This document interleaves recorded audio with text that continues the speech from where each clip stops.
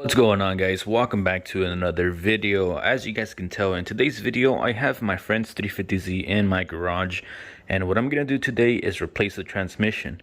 Now on this vehicle I actually changed the engine not too long ago, but we kept the original transmission. The chassis on this vehicle has 255,000 miles, so this original transmission that it has does have a lot of miles, and it finally gave out on him.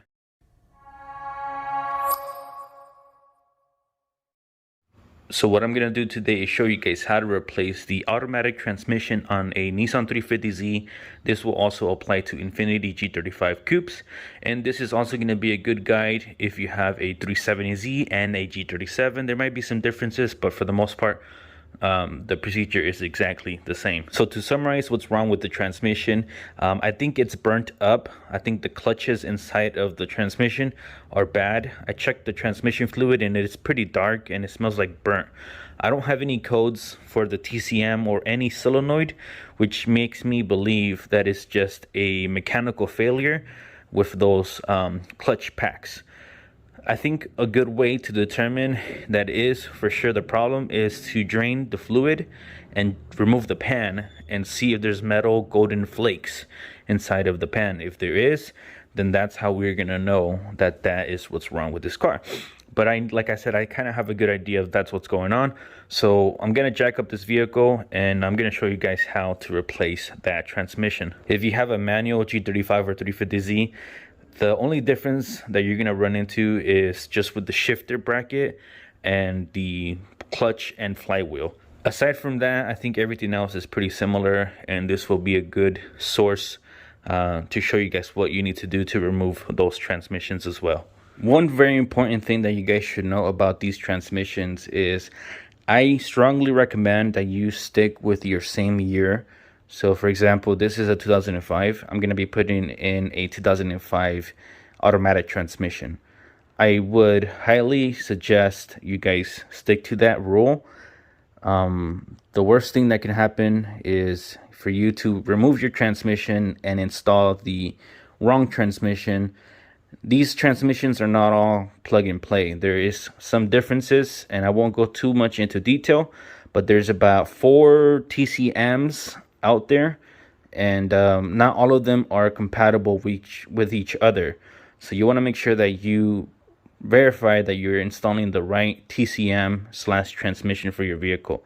The transmission itself, like the whole mechanical part of the transmission, I think all of that is compatible, but what is not compatible is the TCMs. So there is some differences, and sometimes you need to program the TCM to your specific vehicle if you don't get the same year. So that is something that I would advise for you guys to look carefully at, so that you don't waste time and money and install the incorrect transmission. So what I like to do first is I like to disconnect my battery just so that I don't short anything out, because there's going to be some cables that you're going to be removing. So I would recommend to do that first. Next thing that I'm going to do is completely jack up the vehicle from all 4 corners as high as I can. So now that I have the vehicle supported by jack stands, I'm going to go inside and I'm going to put the vehicle in neutral, because we're going to have to rotate the drive shaft and remove the drive shaft out of the tail end of the transmission. So it needs to be in neutral in order for you to turn it by hand. So I'm going to do that now here. So that's in neutral. If you have a manual transmission, go ahead and leave it in neutral as well. You can also start by disconnecting the center console if you have a manual, because you need to remove your shifter bracket and your shift knob. So you can just pop that stuff out. It's pretty easy to do, and I don't need to do it on this car, so you guys are gonna have to look into how that's done. But like I said, it's pretty easy to just pop these guys out and remove the shifter assembly. Next thing you'll do is you go underneath and drain your transmission. Make sure that you have a decent pan that is kind of deep, like this one. You can do it with the smaller one, but they kind of overfill quickly. Now that you're underneath, you can go ahead and drain your transmission. There is a 19mm fastener right here that you need to remove. And you guys can see that this transmission fluid is very dark. It is burning up inside of there. Now that you have your transmission draining, what you can do here is start disconnecting like your O2 sensor connections, So I would unplug them from right here from the transmission. You also want to remove the starter cable and all the cables that are kind of wrapping around the transmission. This is going to be more common on the HRs and 370Zs and G37s. You're going to have wiring harnesses kind of wrapping around as you see here. You want to go ahead and start working your way at removing all that stuff. Disconnect your crankshaft sensor, and a good idea and a good practice is to remove it just so that you don't break it. There is a 10mm fastener holding it down, so I would remove that. And then what you want to do also is right over here you can see the transmission shifter linkage. So I have these cables pretty much free right here from the transmission. I took off the crankshaft sensor. So what I'll do next is I'm gonna work at removing the drive shaft by removing it from the back of the diff. So this is the back of this 350Z, and you can see we have a bolt right there and a nut holding the drive shaft onto the diff. There should be 4 of them, and they're normally 17mm. You want to go ahead and remove those right now. This is why you should leave your transmission in neutral, so that you can rotate it and have access to all the fasteners. If you have a 370Z or a G37, there is going to be some shields in the way, and it might look a little different back here, but for the most part, this is pretty much what you have to do. You have to remove those 4 fasteners that hold the drive shaft to the diff. Once you do that, you'll pop the drive shaft out of the transmission. For the G37s and G35 coupes, you're going to have a carrier bearing that is held on by 2 14mm nuts, which will be kind of towards the middle, so you want to remove that first before you try to remove your drive shaft. So this is my current setup that I use to remove these fasteners: a 17mm swivel socket, an extension, and you can use a ratchet or your electric impact.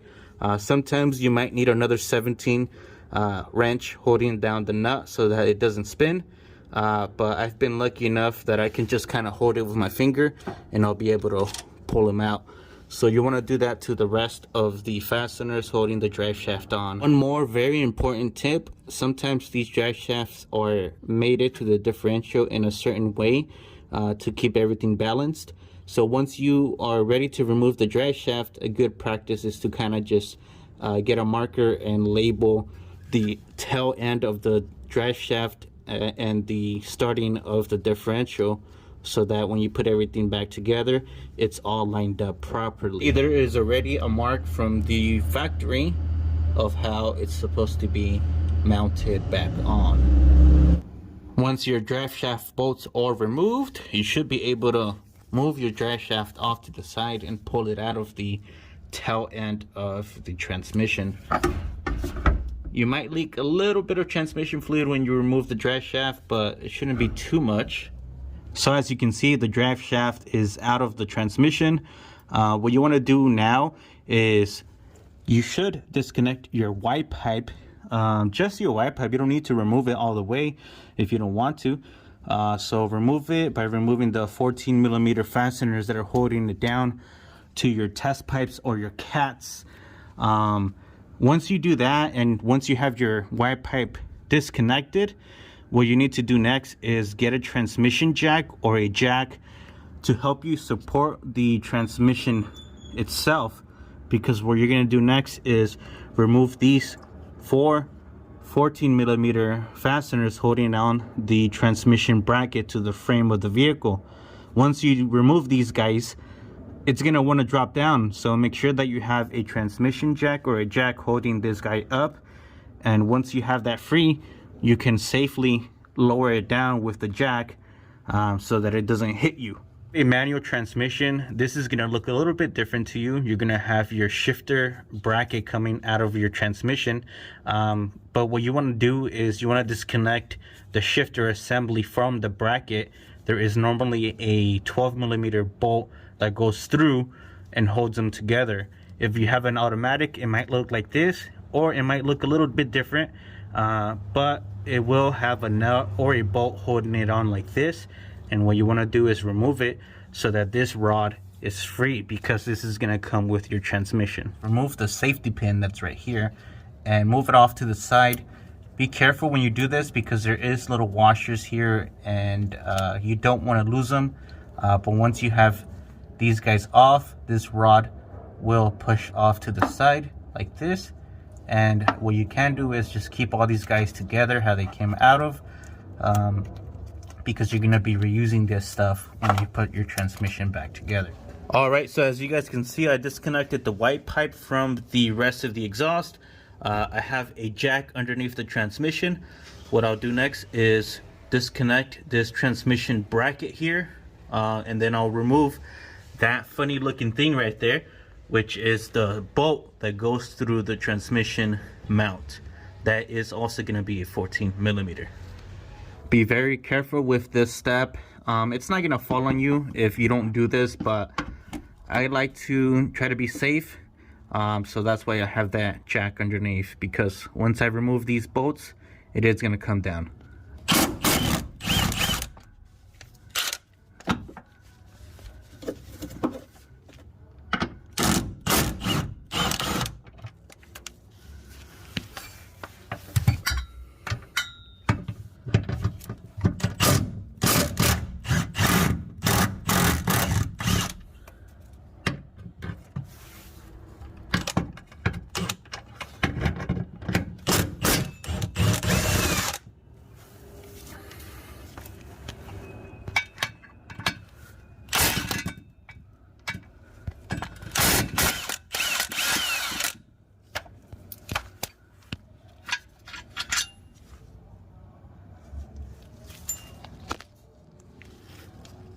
With this, normally you lift up and to the side and it comes out. There you go.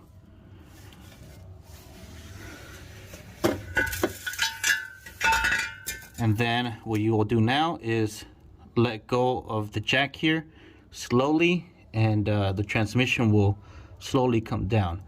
Once you're at that step, what we could do next is start removing the bolts that hold the transmission to the engine. Now, what I like to do is I like to remove about 90% of the bolts. Usually what I'll do is remove all the ones on the top first, and then I'll leave like the 4 bottom ones in. At that point, I'll get my transmission jack and support the transmission, and then I'll finish removing those bottom bolts. So I'm gonna go ahead and do that now, and I'll show you guys why I waited to do that, to do this step at the end. When you remove this transmission mount, the transmission will come down, right? That is going to give you more working area to fit your tools through the top to remove those long fasteners that hold the transmission on. I've done it like this countless times, and it's so much easier to do that towards the end instead of trying to fight it when the transmission is supported still with the transmission mount.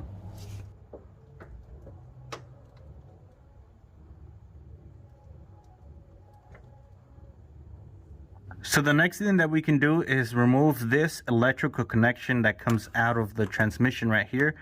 That is to the TCM.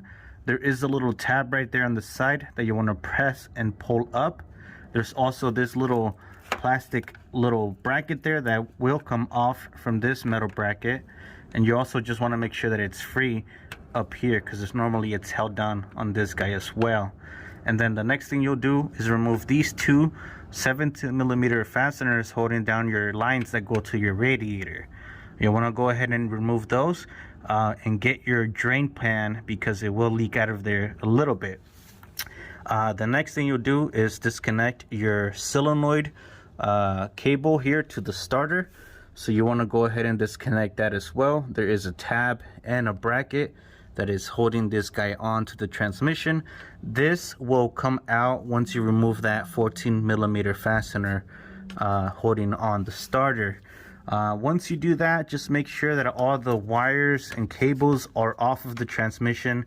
There is a small vent tube that you can see right up here that sometimes can get in the way as well, so make sure that you reach up there and try to make sure that it's not getting stuck on anything.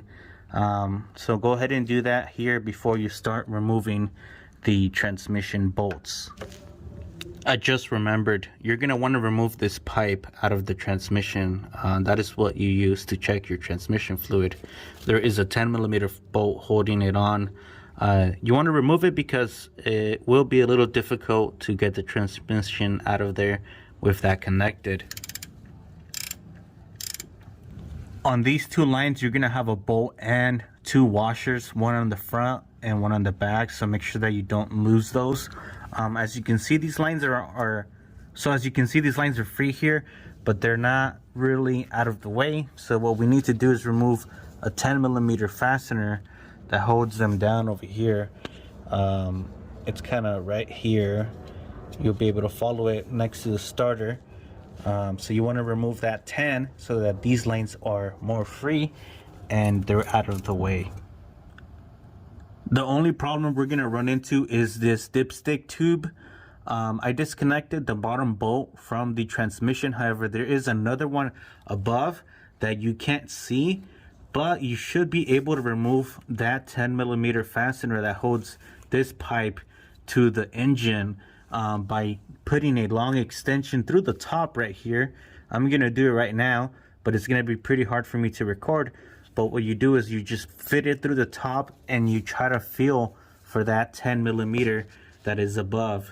Once you do that, this pipe will be free so you can move it off to the side. There's that 10mm fastener that you need to remove that kind of holds that pipe to the engine. It is very hard to show you on camera. This is the best that I can do. As you can see, the transmission is right here. It's in the way, but the pipe goes over, and what you want to do is just remove that. I have a very long, I think 23-inch extension and a 10mm. I'm gonna go ahead and just get this guy off.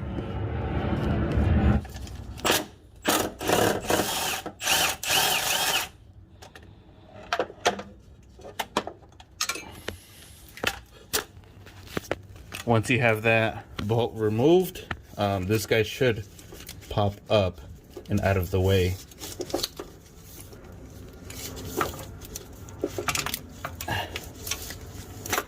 There we go.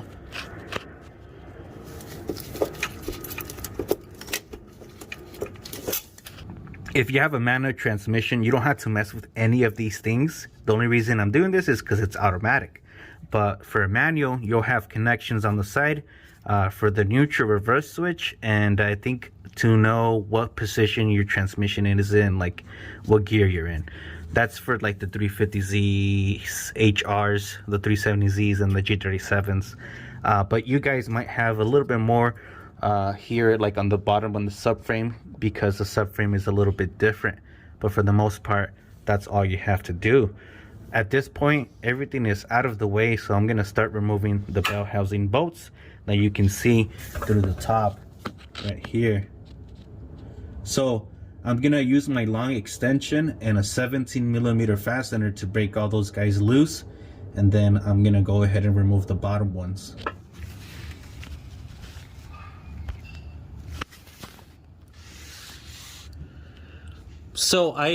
So it turns out I forgot a very important stat, and I don't know why I didn't remember this until now, but you want to remove this bottom bracket here that holds on your compression arms. There is several 14mm fasteners that are holding this guy down. You want to remove this because you need to have access to the cover behind the engine, or I should say, I guess in the middle of the engine. There is a access cover that is going to allow you to remove the bolts that hold on the torque converter to the transmission. And you want to remove this bracket because when you put this back on, it's going to be very difficult to install it with the torque converter still on the engine. Don't ask how I know. I've done it countless times and it's very difficult. So do yourself a favor and remove this bracket out of the way, because if you leave it on, it's going to be almost impossible to do this right. So like I said, there is one right here, another bolt right here, another one right here that is a 19mm, and then the rest I think should be 14. The same right here as well. So with that bracket on the bottom removed, you guys can see that we have access here to this little cover. There is a 10mm fastener that holds it down, but behind here there is 4 I believe they're 14 millimeter bolts that are holding the torque converter to the flex plate. And you want to remove those 4 before you remove the transmission. Now, in order to get to all 4, you're going to have to rotate the engine by hand by using a 19 millimeter socket and a long ratchet. And as you're rotating, you're going to have access to all 4 fasteners. You want to make sure you do that here first, like I said, before you try to remove the transmission. Again, if you have a 6-speed manual transmission, you don't have to deal with any of this BS because you don't have a torque converter. If you have a manual transmission, you also want to remove your slave cylinder, which I assume you guys would. So with that cover removed, it's kind of hard to see, but there is one 14 millimeter bolt right there. When I rotate the engine to the next bolt, you'll be able to see that one as well. But I'm going to go ahead and remove these guys first. I'm going to use a ratchet to just go in there and break these guys loose. So now that I have the torque converter bolts off, what I'll do now is finally start removing these fasteners on the bell housing. These can be on there pretty tight, and the easiest way, at least that I think, to remove them is getting an extension and going through the top. You're going to need a pretty decent size extension, and then you're going to need a 17 for the 4 top ones, and then the bottom ones are 14. So before you remove all the fasteners from the transmission bell housing, you want to make sure that you have a transmission jack supporting the transmission, and you should have straps on your transmission jack. I lost mine, so I'm not using them, but I'm going to be very careful to not drop this on my head, because this can be potentially deadly if it falls on you. So I have all the bolts removed from the bell housing here. What I'm gonna do now is I'm just gonna stick a flathead right here, and it's gonna separate, as you can see here. Once you do that, you wanna slowly work your way at removing this transmission. As you can see, it's not taking too much effort. If yours is still stuck on there, it probably means you still have a bolt on the transmission. So I'm gonna go ahead and remove this guy off camera. If you have a manual transmission, you guys probably would have already been done with this, and you would have already had your transmission installed already. Alright, so as you guys can see, I took out the transmission. What I had to do to take it out, because it is kind of bulky, I had to take it off of the transmission jack. I did need help for that because it is heavy, and I would recommend for you to get a buddy at least to help you remove the transmission off of the jack. And you're also going to need somebody to help you move the transmission on top of the jack when you are going to install everything back on. But as you can see, I did raise the vehicle up pretty high just so that I have enough clearance to pull the transmission out. So this is the bad transmission. This is what I'm going to be installing. So I'm going to prepare this to go back in, and then we'll go ahead and start putting the transmission back on. I'm going to use a torque converter from this transmission so that I don't have any issues with that. This one for sure is burning up inside. The transmission fluid is pretty dark, so we're going to be installing this one that is in good condition. Alright guys, so I finished installing the transmission onto the engine. This part was a little bit tricky for me to record for you just because I was a little bit busy trying to line everything up. But you want to make sure that you at least have somebody to help you line up the transmission. And it's easy when you have the transmission just a little bit under the engine so that you and your buddy can lift up the transmission and kind of wiggle it into spot. Now, when you guys are fastening everything down, you want to make sure that you don't forget to torque down your torque converter bolts. They should be torqued to around 40 foot-pounds, and you'll do it in a cross pattern. Once you do that, you want to make sure that all your fasteners are tight and ready to go. At this point, I'm going to jack up the transmission side so that I can put the motor mount back on, or I should say the transmission mount. Once I do that, I'm going to install the drive shaft, and then I'm going to fasten it down in the back, and then we're going to install the exhaust back on as well, and we're pretty much going to be done.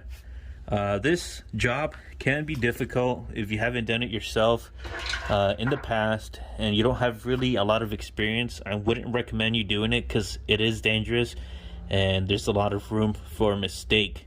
So I mean, you're more than welcome to try to do it, but it does take some practice to get it done right. So I'm gonna go ahead and finish this guy off camera and I'll let you guys know how it runs.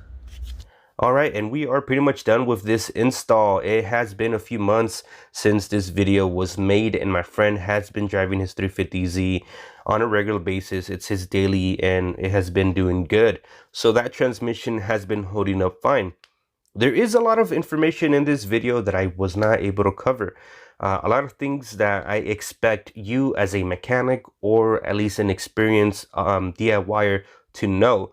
So if you guys are, wondering why I didn't include certain things, in my opinion, I feel like it's common knowledge that you as a mechanic or DIYer should know.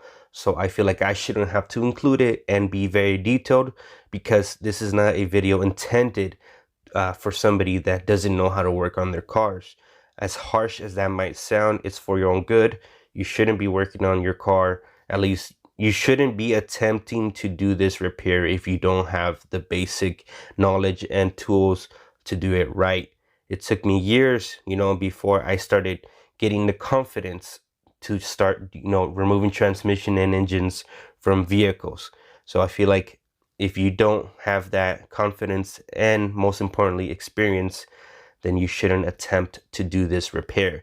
So with that being said, guys, I hope you guys did find this video helpful, at least as a guide, or at least as information to see how difficult it is to install. What's up, Bubba? To install your transmission. Hey, we're recording a video here, and as his shirt says, save the manuals. If you have a manual, yeah, if you have a manual transmission, tell them. It's a lot easier. Where are you taking that? A scanner? Scan your car. See you guys on the next one. Peace out.